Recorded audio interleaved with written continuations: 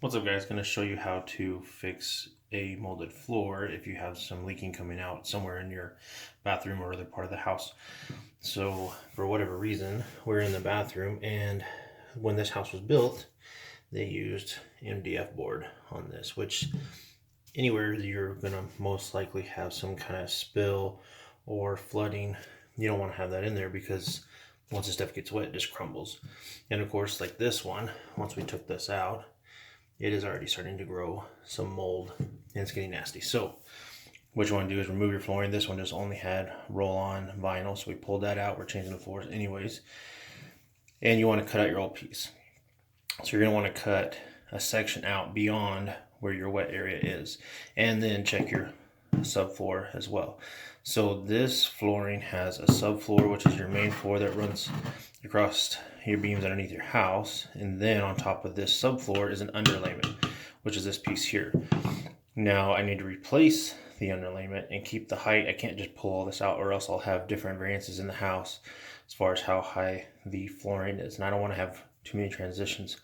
So for video's sake, I have another piece of MDF here. It'll show you what you need to do, but I would recommend taking out all of this MDF or particle board out of this area. I wouldn't use this in the kitchen, especially in the bathroom.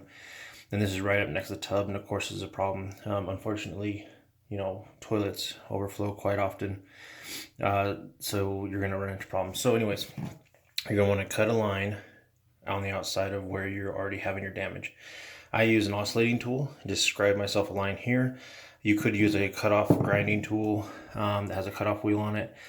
Circular saw would work, except for you're not going to be able to get all the way up against the walls here, so you'll have to chisel it out. Whatever you're going to use to get that out, again, I'd recommend the oscillating tool. Then you're going to take a pry bar and a hammer and go underneath this and pull up, and this stuff's just going to break, depending on what you have. Now, if you actually have what the actual subfloor right now is OSB plywood. If that's all you had, you're going to maybe make a couple cross cuts and then chip that out and pull it out, and just the section you need.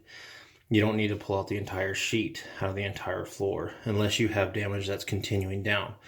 Fortunately for me, underneath the particle board, this part is dry, so we're good to go. So once you cut your piece, you're going to lay that in here. Now, if you have particle board or MDF like this, and you're in a room where you're not worried about the water damage, you're going to put this down and staple this. When you staple, you're going to go about 1 to 2 inches apart all the way along the edge here in order to set it down. Then go through the center, then offset all the way through. Now, if you're replacing that with your OSB or plywood, you're going to want to use screws and make sure that your screws are not sticking up, so that way that difference isn't transmitting through your flooring. If you have exposed staples or exposed screws, it's going to come through the flooring. Whether it's vinyl, you're going to see the humps, or your plank flooring is not going to sit flat. So make sure you fix all that. Once you're done, you're going to want to fix all of the caulking. So I have another bad spot back there, so we took that out. But again, after we notice what this was, we're going to actually just change the entire flooring and get rid of this particle board. So once you've inserted your pieces, adhered it down, you don't need glue or anything. Just staples or screws, whatever board you're going to use. An actual caulking that is waterproof, made for a place like a bathroom. Lay that down, and then you can put your flooring on. When you're taking this out and you're using the hammer, just be careful. Watch, you don't want to hit your tub. Even if it's plastic, it is going to break if you hit it. I've seen that a few times where people just start going out to work and not really paying attention, and they hit it with that larger hammer. And then you have another project on your hands at that point. I think that's all we have right now. If you need to put any kind of kills or anything onto the walls for any kind of mold, you could go that route. But again, I would expose that wall, look into it, and see if the damage is going any further. Luckily for us, there's nothing on this wall on the underside. We have a little bit of paint coming off. We're going to fix that.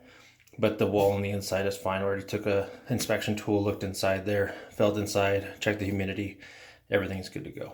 All right, if you guys have any questions, again, like, subscribe, share this. Thanks, guys. Bye.